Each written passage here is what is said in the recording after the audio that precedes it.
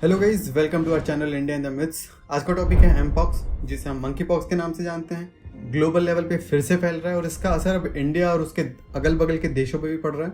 इसके बारे में बात करेंगे। वीडियो में हम एमपॉक्स की शुरुआत से लेकर के रिसेंट ग्लोबल स्प्रेड जो हुआ है उसकी बात करेंगे, इंडिया कितना प्रिपेयर है इसको लेके, और जियो पॉलिटिकल एस्पेक्ट्स पर भी डिटेल में बात करेंगे।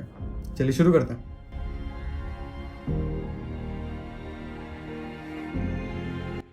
स्टार्टिंग डेज में मंकी पॉक्स के केसेस मोस्टली उन रीजन्स में लिमिटेड थे जहां लोग इन्फेक्टेड एनिमल्स के कांटेक्ट में आते थे, लेकिन पिछले कुछ सालों में इसने एक बड़ा चेंज आया है।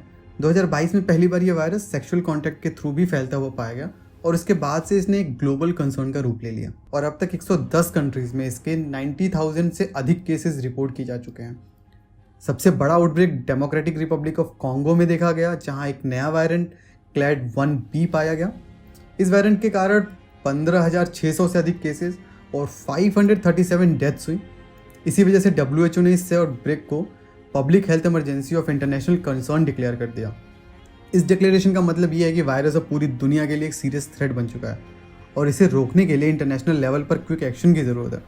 WHO ने इस वायरस को स्प्रेड होने के रोकने के लिए 15 मिलियन की फंडिंग की नीड बताई, ताकि वैक्सीन्स, एक्सेस, सर्विलेंसेज और रिस्पॉन्स एक्टिविटीज़ को बढ़ाया जा सके। एक बार इस वायरस का इंडिया में क्या इम्पैक्ट होगा वो देख लेते हैं। तो अब तक 27 केसेस आ चुके हैं, जिसमें से एक डेथ हो चुकी है। इंडियन गवर्नमेंट ने इस वायरस को लेकर कई स्टेप्स तो ले लिए हैं।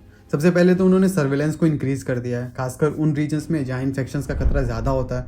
इसके अलावा गवर्नमेंट ने लोगों को इस डिसीज़ के सिम्टम्स के बारे में अवेयर करना भी शुरू कर दिया है। कई अवेयरनेस कैंपेन्स की भी शुरुआत हो चुकी है। गवर्नमेंट और WHO ये दोनों साथ मिलकर काम कर रहे हैं ताकि किसी भी पोटेंशियल आउटब्रेक से डील किया जा सके, और इंडिया में वैक्सीन की एक्सेस इंश्योर करने के लिए भी प्लान्स बनाए जा रहे हैं। अगर सिचुएशन वर्सन होती है तो गवर्नमेंट स्ट्रेटेजिक वैक्सीनेशन कैंपेन भी स्टार्ट कर सकती है। एक बार अपने पड़ोस में देख लेते हैं। तो नेबर कंट्री पाकिस्तान में 3 नए केसेस सामने आए हैं, जिनमें से 2 खैबर पख्तूनख्वा में पाए गए हैं और ये सभी उन लोगों में पाए गए हैं जो फॉरेन रिटर्नीज हैं, जिससे ये साबित होता है कि अब ये वायरस इंटरनेशनल ट्रैवल के थ्रू भी फैल रहा है। जियोपॉलिटिकली ये वायरस न केवल हेल्थ के लिए थ्रेट है, बल्कि कंट्रीज़ के म्यूचुअल रिलेशंस और सिक्योरिटी पर भी काफ़ी असर डाल सकता है। पाकिस्तान में वायरस का फैलना इंडिया के लिए भी एक कंसर्न का विषय है। बॉर्डर एरियाज़ में इन्फेक्शन का खतरा बढ़ सकता है। न केवल हेल्थ सर्विसेज पर प्रेशर बढ़ेगा, बल्कि सिक्योरिटी और बॉर्डर कंट्रोल पर भी इसका असर पड़ेगा। इंडियन गवर्नमेंट ने भी सिचुएशन पर नज़र रखते हुए कुछ स्ट्रेटेजिक स्टेप्स उठाए तो हैं, और सभी एयरपोर्ट्स पे और बॉर्डर्स पे स्क्रीनिंग और बढ़ा दी गई है। इसके अलावा हेल्थ मिनिस्ट्री ने भी सभी स्टेट्स को अलर्ट पर रहने के निर्देश दिए हैं। अगर ज़रूरत पड़ी तो गवर्नमेंट इमरजेंसी वैक्सीनेशन प्रोग्राम भी स्टार्ट कर सकती है, हमने जो कि कोविड-19 के दौरान देखा भी था। थोड़ा बात करते हैं कि इसके सिम्टम्स की, कि एमपॉक्स के सिम्टम्स क्या हो सकते हैं। तो इसमें fever, headache, muscle pain, chills, back pain, low energy का होना, ये सारी चीज़ें शामिल है।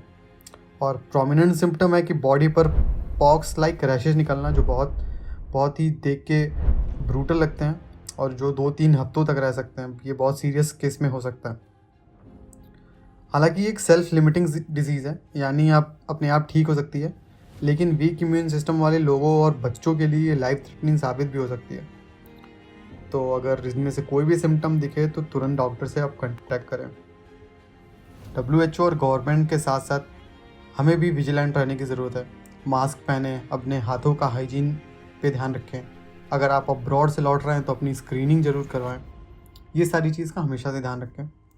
और इसके साथ आज की वीडियो यहीं पे ख़त्म होती है। प्लीज़ लेट मी नो अगर कोई कमेंट हो मेरे वीडियो के इम्प्रूवमेंट के लिए, and we can discuss those things in comment. Will see you in the next one.